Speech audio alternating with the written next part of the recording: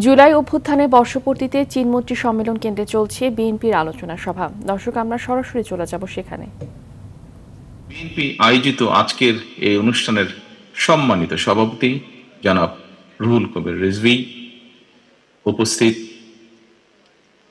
বাংলাদেশ জাতীয়তাবাদী দলের সম্মানিত মহাসচিব জনাব মির্জা ফখরুল ইসলাম আলমগীর, স্থায়ী কমিটির সম্মানিত সদস্য নেতৃবৃন্দ এবং ফ্যাসিবাদ বিরোধী রাজপথের আন্দোলনের সহকর্মী, বিভিন্ন রাজনৈতিক দলের নেতৃবৃন্দ, বিভিন্ন রাজনৈতিক দল থেকে আগত জাতীয় নেতৃবৃন্দ, শিক্ষক, সাংবাদিক, বুদ্ধিজীবী, বিভিন্ন শ্রেণী, পেশা এবং সিভিল সোসাইটির সম্মানিত প্রতিনিধিগণ, বিশেষ করে ফ্যাসিবাদী বিরোধী আন্দোলনের হাজারো শহীদ এবং হতাহতদের বাবা মা, আত্মীয় স্বজন, প্রিয়জন যারা এখানে উপস্থিত হয়েছেন, আপনারা আমার আন্তরিক শুভেচ্ছা এবং সালাম গ্রহণ করুন।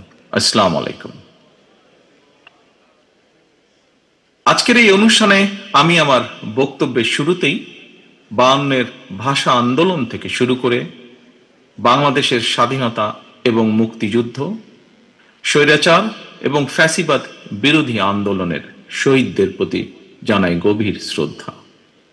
একই সঙ্গে দেশের গণতান্ত্রিকামী জনগণকে অভিনন্দন জানাই। গুম, খুন, অপহরণ, জেল, জুলুম, হুলিয়া, হামলা, মামলা, ভয় কোনো কিছুই যাদেরকে গণতন্ত্র পুনরুদ্ধারের আন্দোলন থেকে বিচ্যুত রাখতে পারেনি।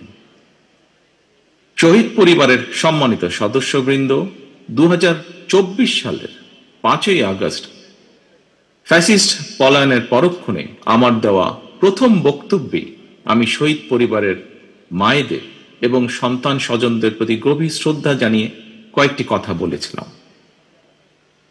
ফ্যাসিস্ট পতনের বছর পূর্তি এই অনুষ্ঠানে শহীদ পরিবারের সদস্যদের সম্মানে আমি আবারও খুব সংক্ষেপে আমার 5ই আগস্টের দেওয়া 1 বছর আগের সেই বক্তব্যটির দু একটি কথা উল্লেখ করতে চাই।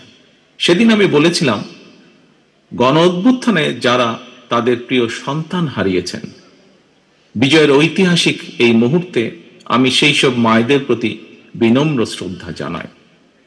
গত 15 বছরের ফ্যাসিবাদী শাসনকালে এভাবে অনেক সন্তান তাদের প্রিয়তম পিতা হারিয়েছেন, অনেক স্ত্রী হারিয়েছেন তাদের প্রিয়তম স্বামীকে।